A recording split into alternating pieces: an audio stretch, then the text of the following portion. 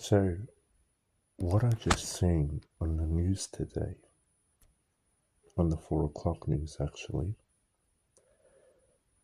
is just disgusting and insane. These protesters, and I'd say filled with demonic behavior because that's not acting human like, that's demonic. Anyway, they were throwing objects at police officers as well as the horses.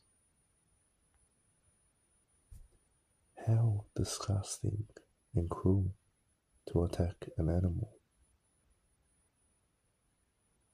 They were literally throwing objects at the horses.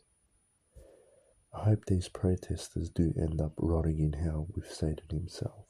I hope so.